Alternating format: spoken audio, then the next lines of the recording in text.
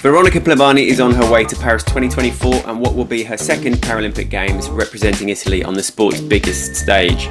As a PTS2 para-triathlete, she will be up against, amongst others, a formidable USA trio of Alyssa Seeley, Hayley Dans and Melissa Stockwell in the hunt for medals. But Veronica has rarely been off the podium since her brilliant bronze medal at Tokyo 2020.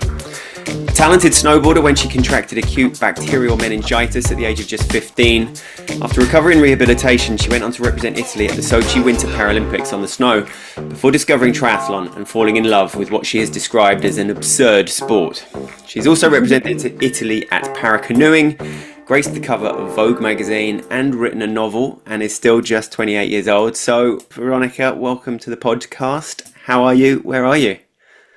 Thank you so much. Such a nice introduction. So, yeah, I'm in Italy. I'm training here. I feel pretty tired from all the training, but at the same time, really ready. I really want to be on that course, on that race course. I just can't wait. Like everyone, training for years for that moment, and then it's just happening. So we want to be there and to be on the finish line. Yeah. So preparations have been going as well as you would have liked. Is it, you're hitting the numbers and things are where you want them to be?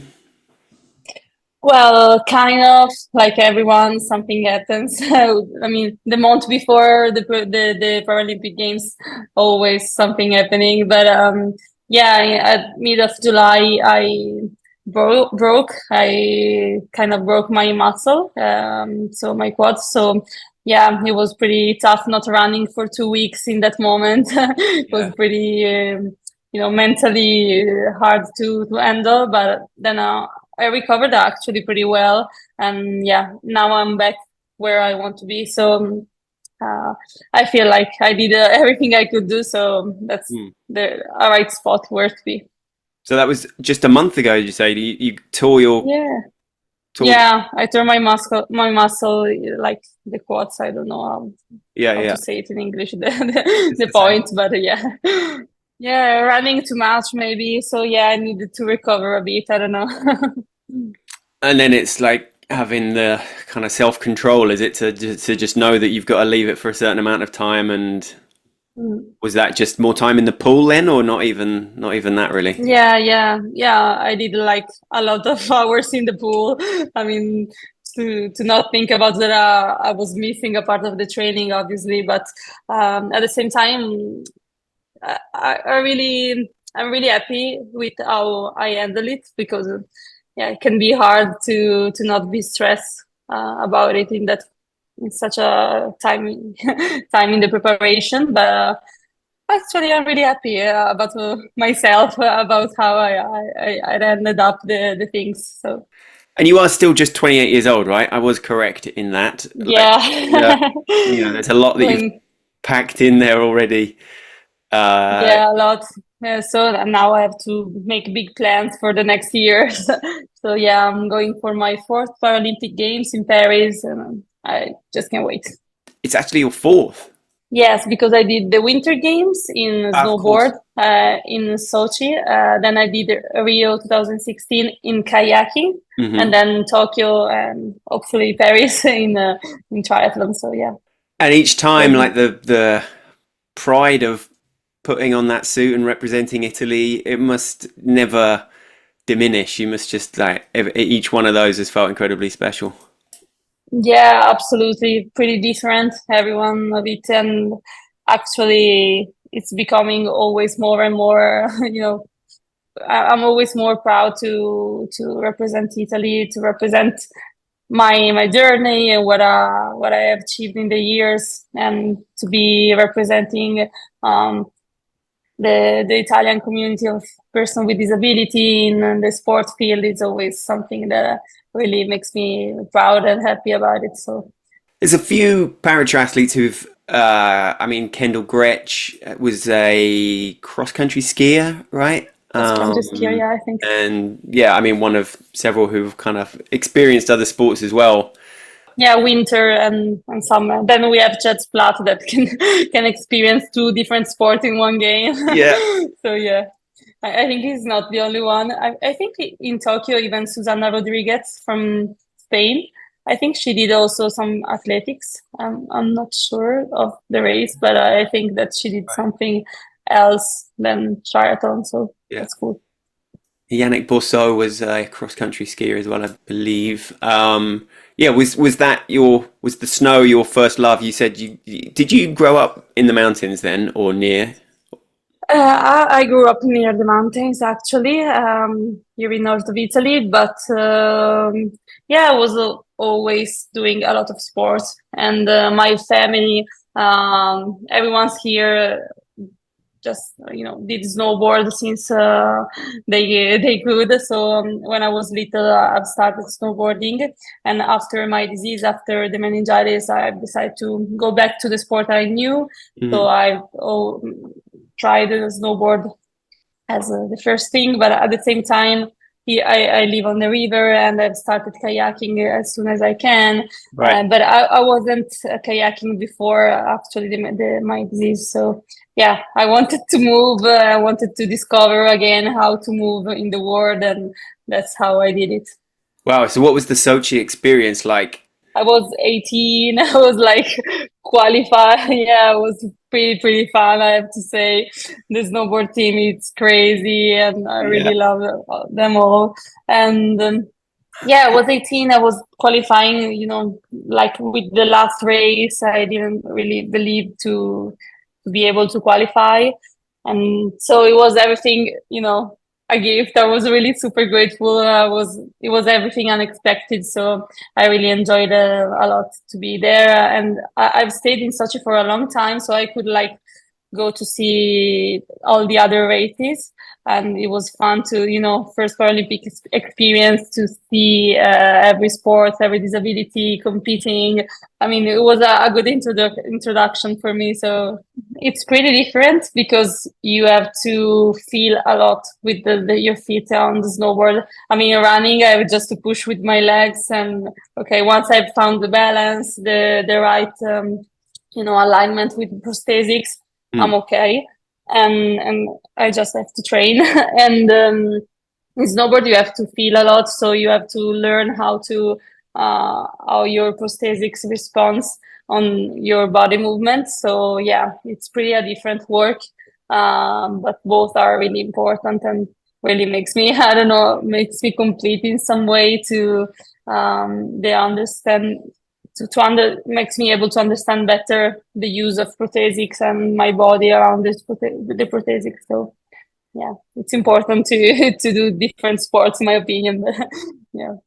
Is it the same with you that like where the amputation was, the muscle there, the skin is constantly kind of growing a little bit as well? Like it's not like it stays constant, right? So Yeah, also I also, I have scars in most of my body, and these scars moves a little, makes can be hurtful in some points, and yeah, you just have to take care. So especially where I have the amputation, you have to check every time and to understand which adaptation works better to that part. So yeah, it's like never ending story with that. So every time you feel like, okay, I found this solution, it's perfect. I don't know how I could live before this solution, and then you adapt to that solution, and after a month you have to change something. So yeah, it's part of having a disability. Absolutely, it's sometimes it's a bit frustrating,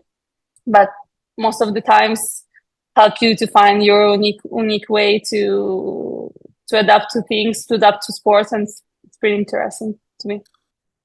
and presumably your relationship with your doctor has to be incredibly tight as well, does it? Like have you had Yeah.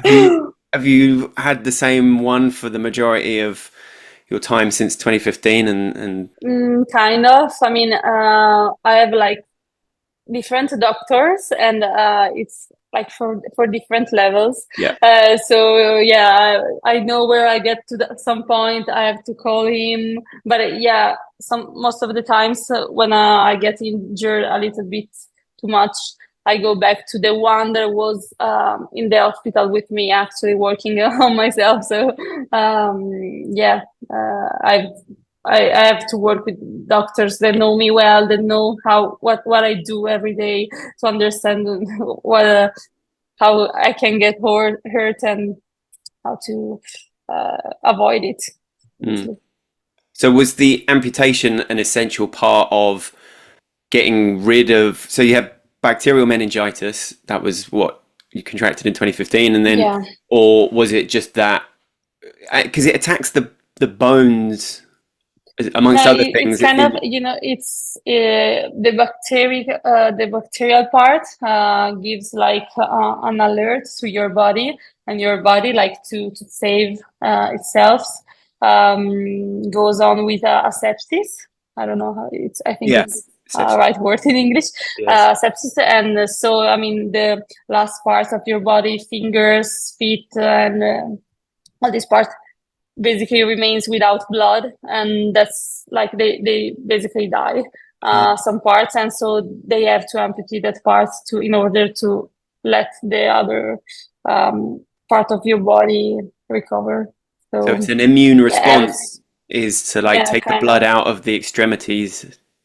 yeah, put it on the vital organs and to save them. Yeah. So yeah, and they have to amputate obviously the parts that are that are gone. Yeah. So, Because it yeah, can be deadly, right? I mean, was the fact that it wasn't yeah. for you, was that like your strong immune system, or was it because it was caught early? Because it's also not easy to catch as a disease, right? It's one of those ones that you hear Yeah, about a lot.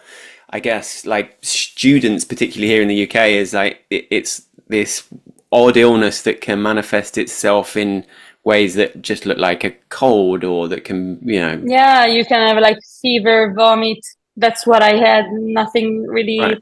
Okay, it was a high fever, but it was nothing really particular, you know? So it's really hard to catch, but I was lucky enough that a doctor saw a case a couple of months before of another girl that died because they didn't recognize um, the case and the disease. So yeah, it's pretty hard to understand what's happening. And actually, the 94% of people that contracts this type of meningitis dies in the first 24 hours because it's really like Wow.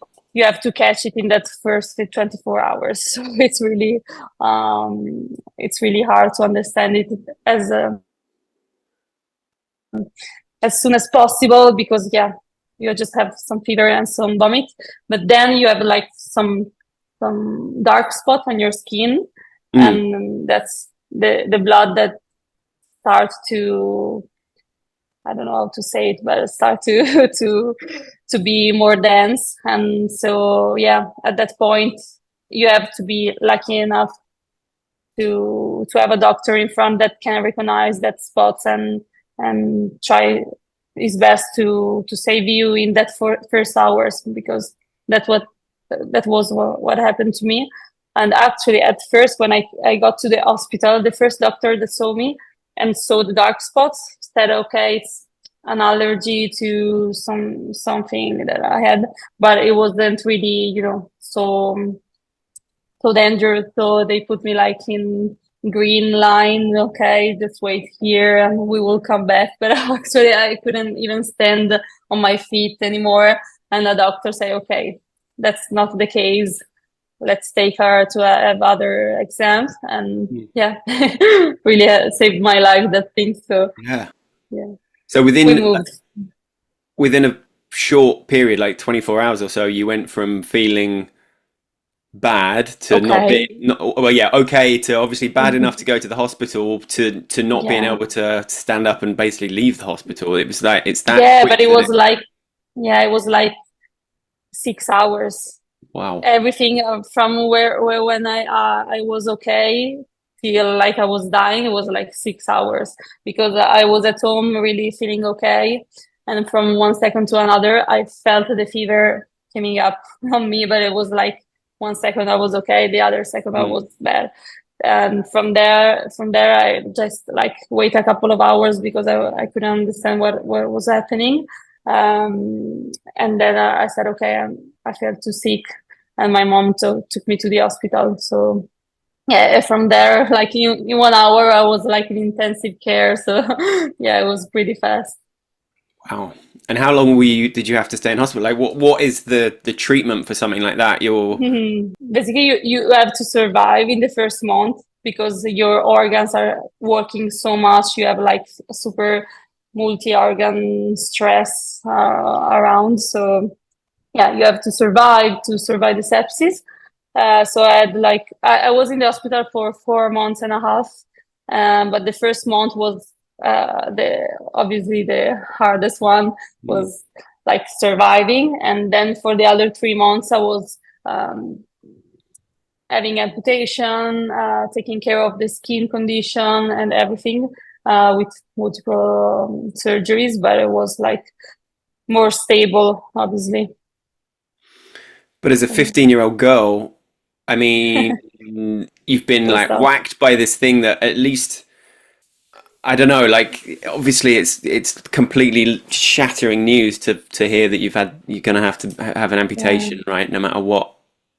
Yeah, I mean, I think like as a 15 years old, it was like more confusing that how we can imagine it, because at the beginning of everything, I thought I could like recover way much faster, way much better. I remember calling my friends. Obviously, they didn't really explain me everything. It was a pretty tough moment. So yeah, they were trying to keep me up with some information about what's going on, but at the same time, I was like full of um, anesthesia and all the things. So I was like conscious, but at the same time, not really conscious about what was happening. And I remember like calling my friends after a couple of weeks that I was in the hospital.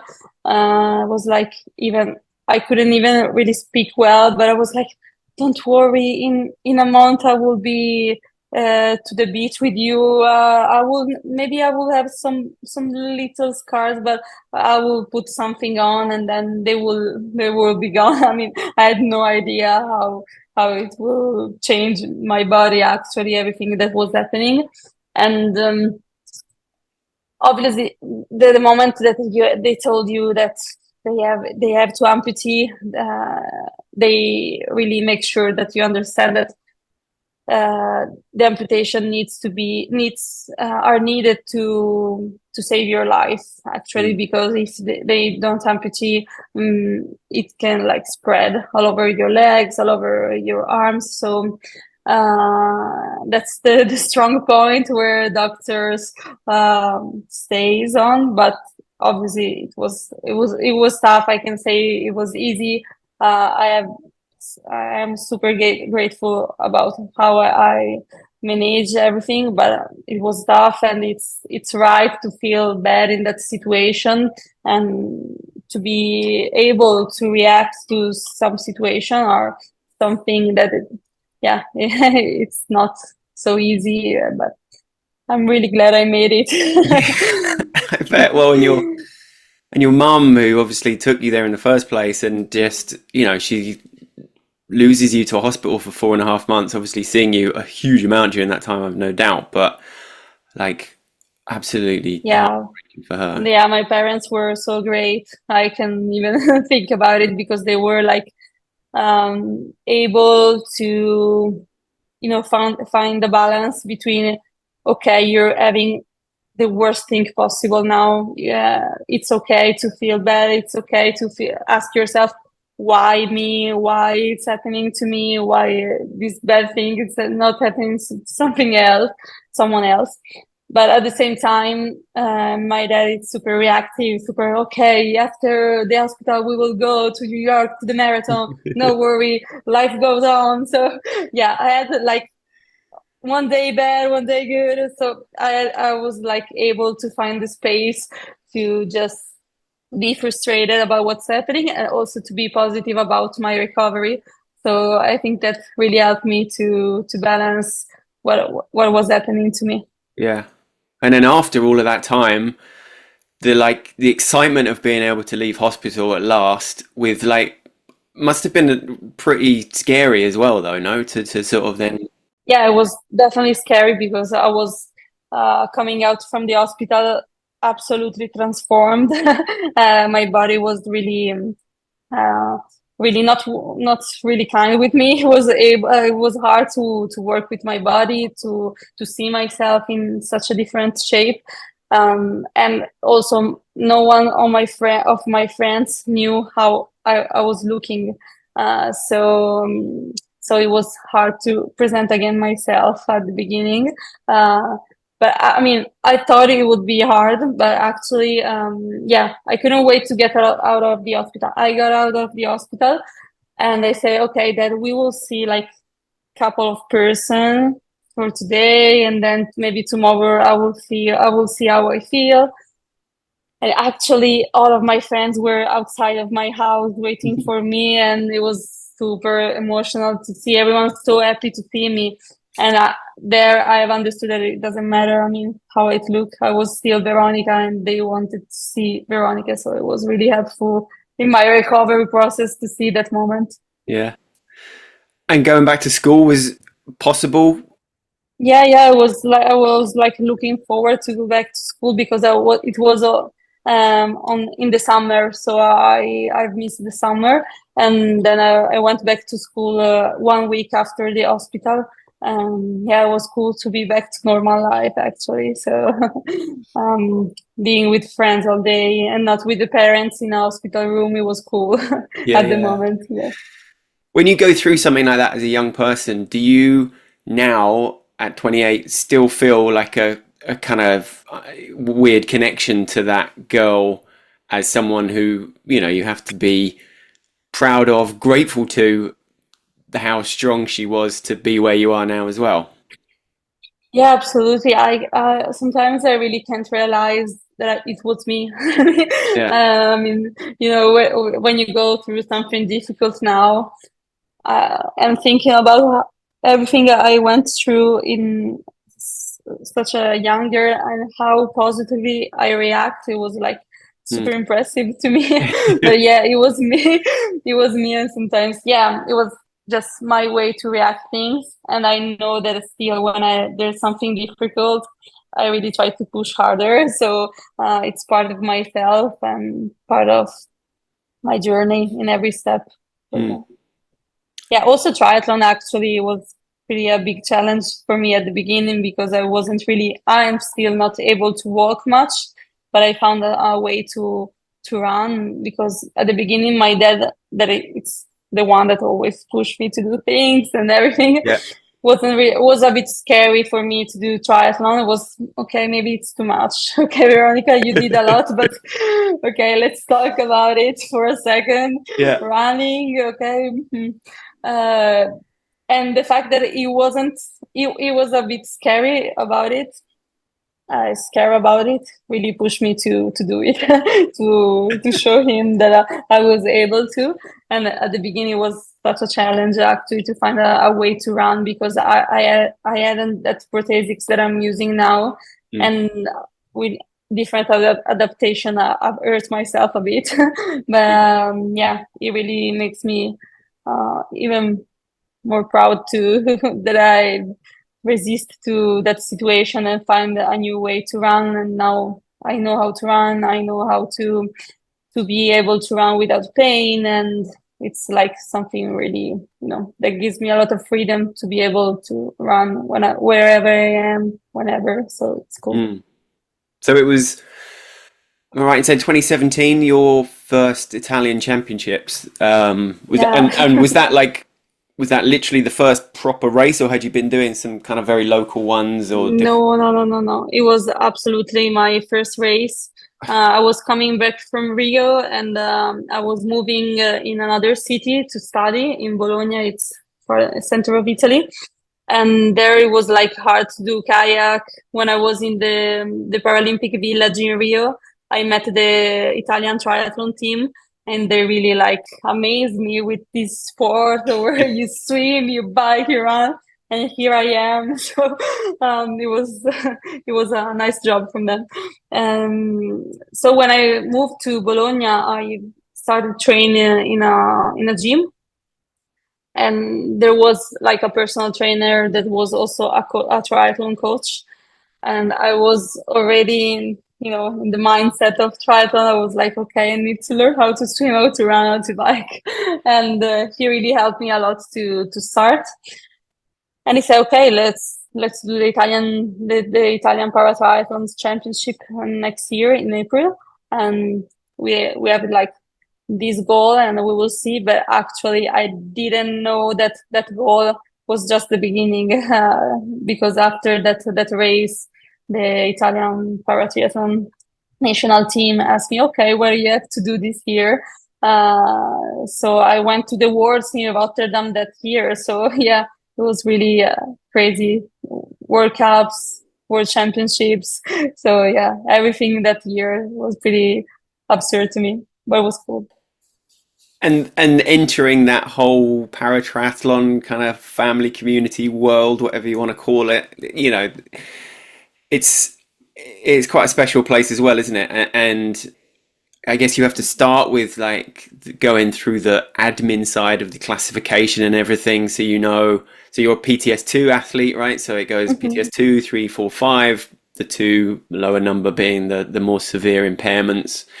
Actually, at the beginning of my journey with paratriathlon, I was very, very happy about the classificators and the system.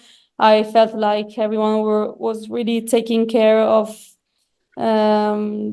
that part of being sure that everyone's have a good representation and everyone's can adapt to this sport well. And it was really helpful for me at the beginning, obviously not knowing well the sport, not knowing well how to adapt myself to this sport.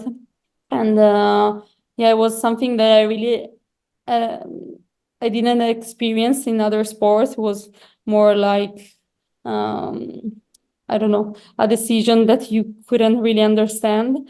And in World Triathlon Family, I think that everything is always very, very clear. That's what I like about this organization. So yeah, and that's such a good point and something where the community can grow from. So Mm. yeah, it was really, really helpful. In my category, yeah, we have big impairments, obviously. We have big amputations and a lot of things to work on. But I think it's really spectacular to see it such a in a race. I mean, I think in Paris will be really, really cool to see our race. And I Yeah. can't wait. Obviously, I will have a really, really big crowd. A lot of people are coming to see me, Yeah, yeah. and most of them for the first time, actually. So, yeah, I'm really excited to see the familiar faces on the crowd in the crowd. And I mean, your reputation across all three disciplines is, you're there, you're incredibly consistent over all three. Well, at the beginning, obviously, my run we said was pretty different from now. So at the beginning, I was like working, be as fast as I can in the swim and the bike, and then just keep it up on the run. And but I knew that I could like be the first out of T2, and then just wait for them to pass me. But it was like kind of my strategy to work around the fact that I wasn't able to run faster.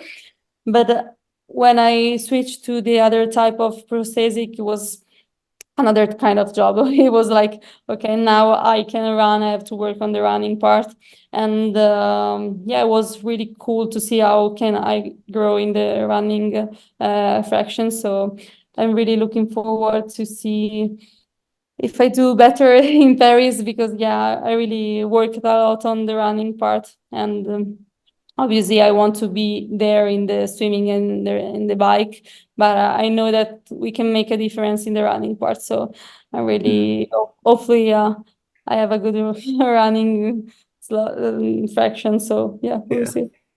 Well, and the transitions can vary like massively as well, right? And they can be decisive. It's a case of having to stay cool and just make sure you're going through the right process. Because, yeah, I mean, it can be like a couple of minutes difference between some of you guys, Yeah, right? yeah, absolutely. Yeah, sometimes some of us takes 50 seconds, some of us takes 1 minute and a half.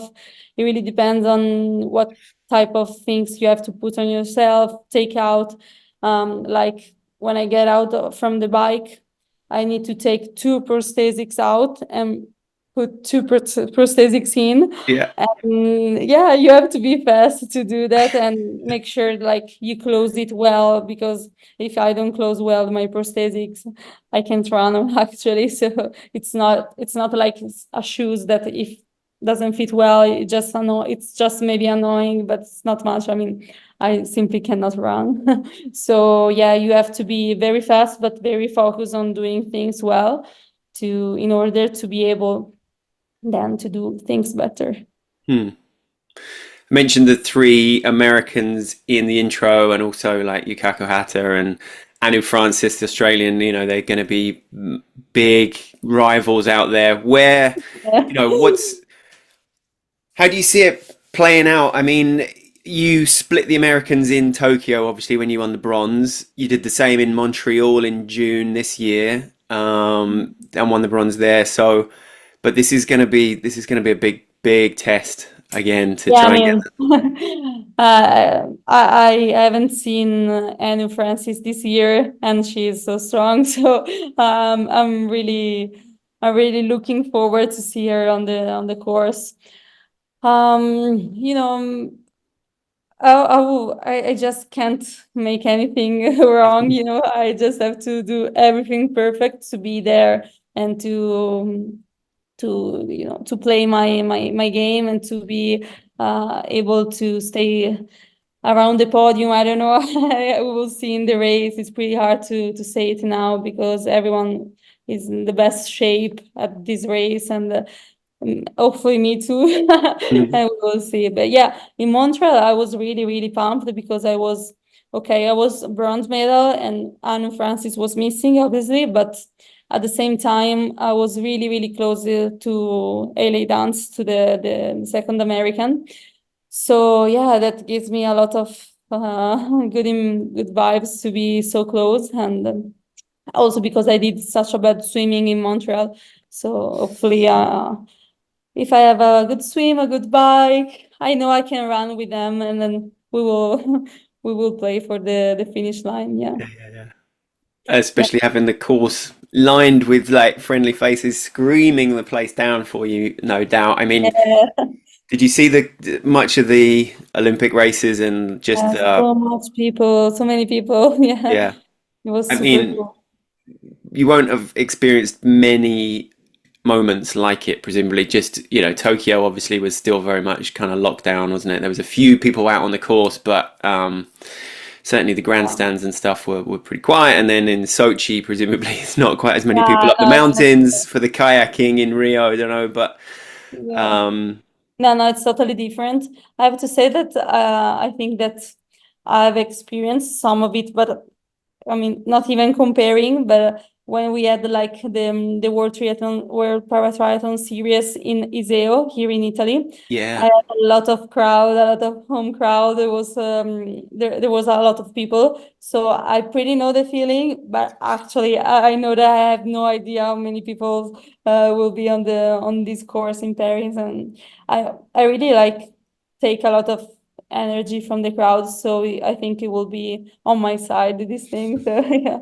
I really loved everyone. I really love a lot of person in the paratriathlon community. So I really just can't wait to experience such a cool thing like a Paralympic Games, the village, and everything before the race and after the race and during the race. I mean, for me, it was like so cool in Tokyo that I was like seeing Alex from Spain.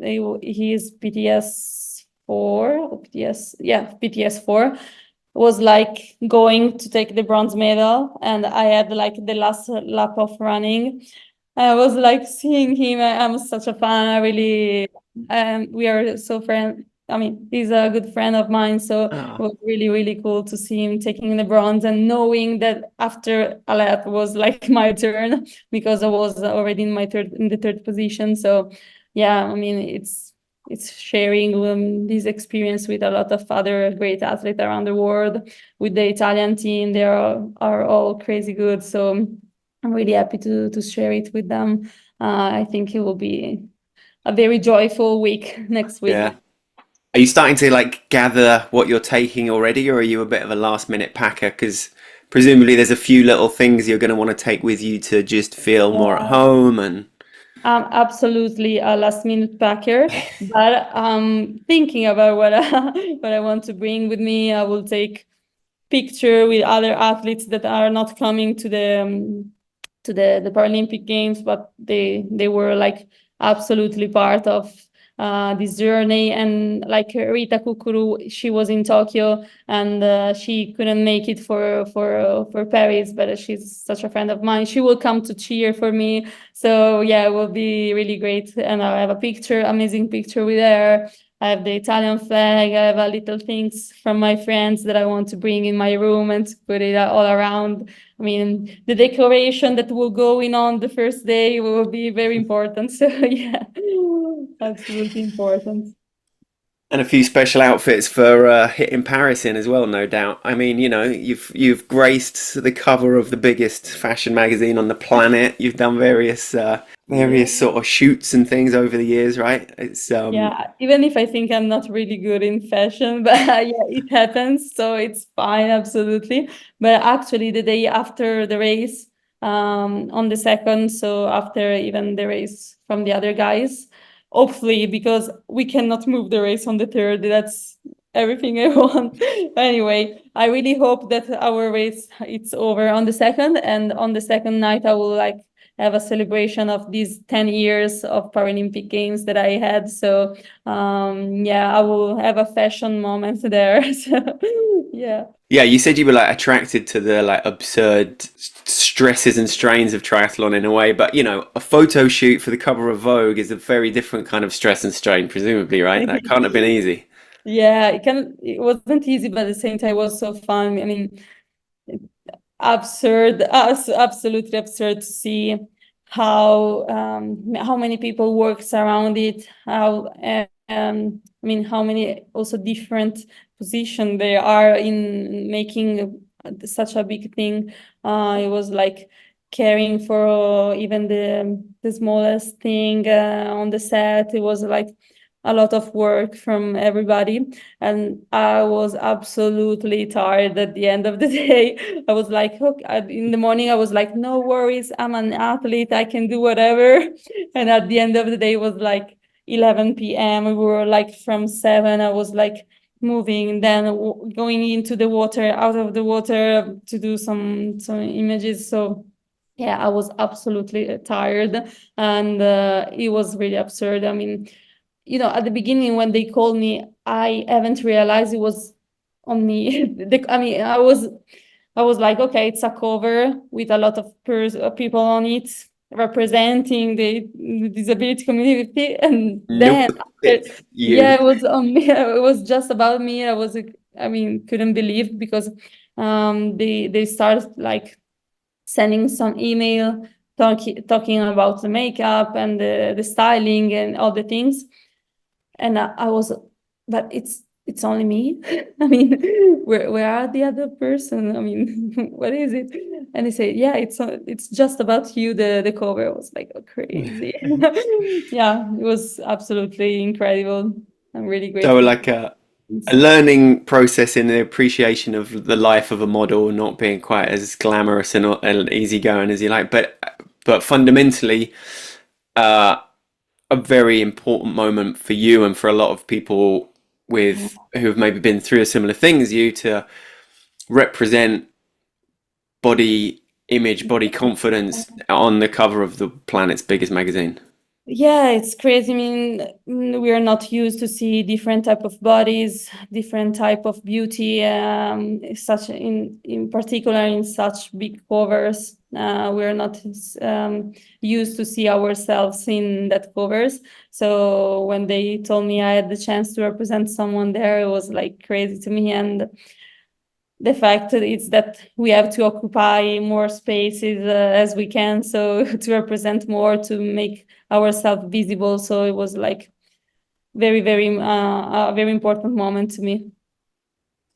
And presumably opened up a whole new world of people reaching out to you and just being inspired and Absolutely. Yeah. grateful and Yeah. A lot of people told me they couldn't even see their self at the mirror with a little scars, and they said it's crazy to see your confidence and the beauty around scars and bodies, a different type of bodies, and the beauty around what you do, and that's really really important to me. So yeah, I mean, even inspiring just one girl, it's crazy. Imagine to be able to reach so many people.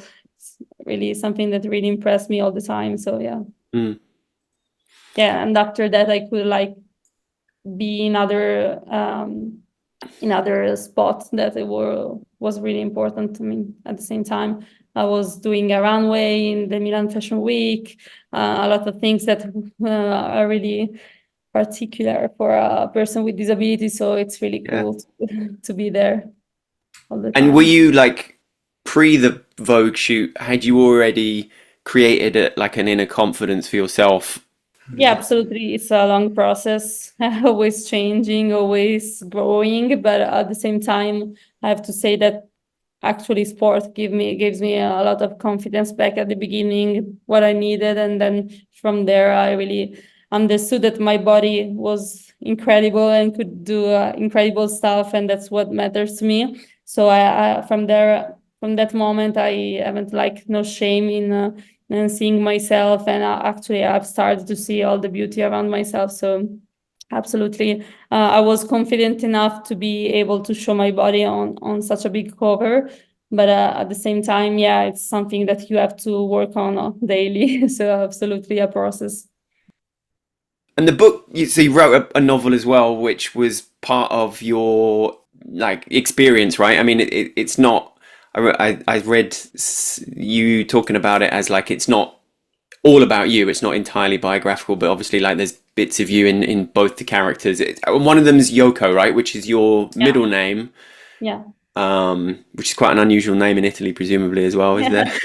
Absolutely.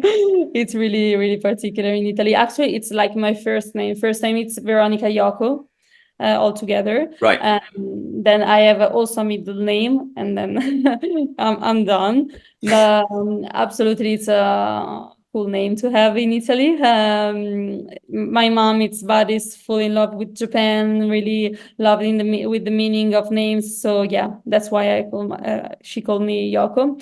Hmm. But yeah, for the novel, I wanted to take my experience and I don't know, kind of make it available, like more available to anyone. Because one thing that I don't really like, it's when something with a problem always tell me, okay, I don't have your strength, I can't do what you do. But actually, I'm really a normal person. I mean, I just found out my my strategy to move around the world. So absolutely, I wanted to to make people understand that I was just a normal person that has a disease and moves forward from it with her behavior. So yeah, I've tried to tell everything really really you know, with the most, understandable words possible. So yeah, that's what I wanted to do, make it a bit more universal, my story, because it's always been told like something extraordinary, and yeah, can be, but can be also very, very normal. Hmm.